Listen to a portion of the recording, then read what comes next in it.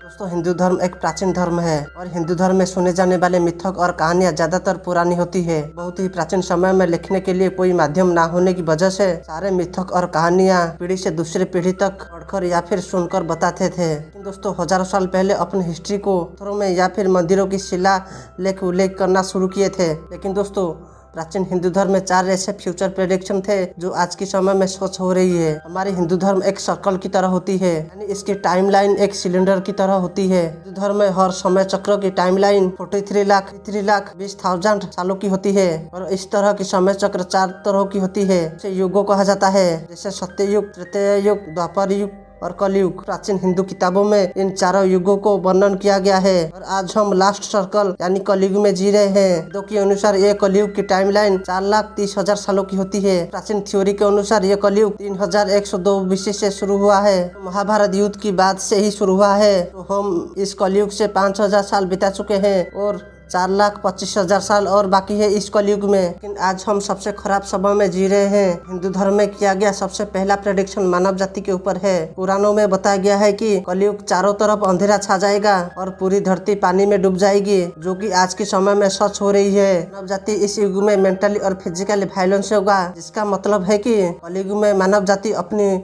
आखिरी सीमा तक बुराई करेगा। आज के समय में जो भी घटना धरती पर घट रही है, सारी बातें पहले से ही पुराणों में कहा जा चुका है। ग्लोबल वार्मिंग की वजह से धरती की काफी एरिया समुद्र में डूब चुकी है। टेररिज्म और वार के कारण धरती पर वायलेंस छा चुकी है। इस युग में ह्यूमैनिटी अपनी धार्मिक भावनाओं को खत्म कर चुकी है। धन, संपत्ति और पैसा इंसानों के लिए आज के समय में सब कुछ है। इंसानों के अंदर सहनशीलता और दया कब से मर चुकी है। जिसके पास ज्यादा धन होती है वही इस धरती पर रूल करती है। कलयुग में आज इसी तरह की पापों के कारण आज चारों तरफ वार, कॉन्फ्लिक्ट और फेमाइन और फ्लूड जैसे समस्या दिखी जा रही है। आज कलयुग में ऐसे ऐसे डिजीज इंसानों को मारते जा रहा है, इसका इलाज किसी के पास भी नहीं है। लोगों के अंदर सामाजिक व्यवस्था टूट चुकी है। जगह भ्रष्ट पॉलिटिशियन लोगों की खून चूस रही है। करप्ट पॉलिटिशियन ने अपने पावर के गलत इस्तेमाल करके समाज में बुराइयां फैला रहे हैं। इस तरह की घटना को देखकर हमें आज मालूम पड़ता है कि जो बात हजारों साल पहले कहा गया है वो आज सच साबित हो रही है। हिंदू धर्म में दूसरा सबसे आश्चर्यजनक भविष्यवाणी थी वर्ल्ड वार 3। पुराणों के अनुसार एक समय ऐसा आएगा सारे इंसान अपने आप में लड़कर मारे जाएंगे। इसका अर्थ होती है कल्कि, कि भगवान विष्णु के 10वां अवतार है और एक दिन वह धरती पर आएंगे और पृथ्वी पर बुराइयों की विनाश करेंगे। युगों की इस सर्कल को फिर से चालू करेंगे।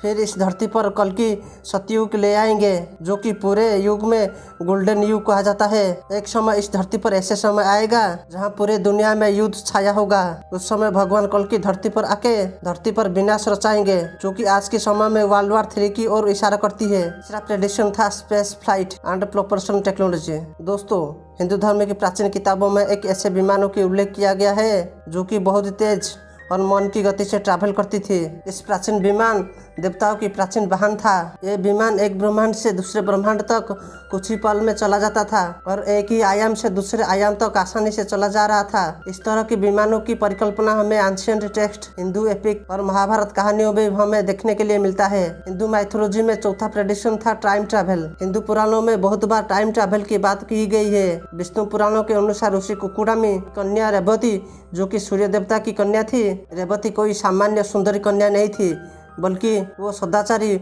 और निर्गुणों से परिपूर्ण थी। जब रेवती विवाह की अवस्था में आई तब राजा कुकुडमी को उसकी विवाह की चिंता होने लगी। अपनी असाधारण कन्या के लिए उन्हें कोई भी वर उपयुक्त नहीं लगता था, इसलिए राजा कुकुडमी ने अपनी कन्या रेवती के साथ स्वर्गलोक जाने के लिए निश्चित किया। उन्हें विश्वास था कि परमपिता ब्रह्मा ने उनके लिए कोई उपाय बताएंगे। जब राजा कुकुडमी ब्रह्मलोक पहुंचे तब ब्रह्मदेव को अपना समस्या बताए। ब्रह्मदेव ने उन्हें देखकर हंस पड़े और उनसे बोले, हे राजन, समय की गति अद्भुत होती है। ब्रह्मांड में अलग अलग स्थानों में समय की गति अलग अलग होती है। जितनी देर आप ब्रह्मलोक में प्रतीक्षा किए और समय व्यतीत किया, उतने समय में पृथ्वी पर कई युग बीत गए। इस वक्त आपके उत्तराधिकारी इस धरती पर नहीं बचा है, क्योंकि ये सभी लोग तो पृथ्वी पर कई युगों से मर चुके हैं। उसके बाद ब्रह्मदेव ने बोले, हे राजन, उस काल की कोई भी अस्तित्व आज नहीं बचा है। तब ब्रह्मा ने कहा, इस समय धरती पर भगवान विष्णु, कृष्ण और बलराम के रूप में धरती पर अवतार लिए हुए हैं। ब्रह्मा ने कहा, अपनी पुत्री रेवती के लिए बलराम ही सबसे उपयुक्त वर है। ये कहानी से हमें पता चलता है कि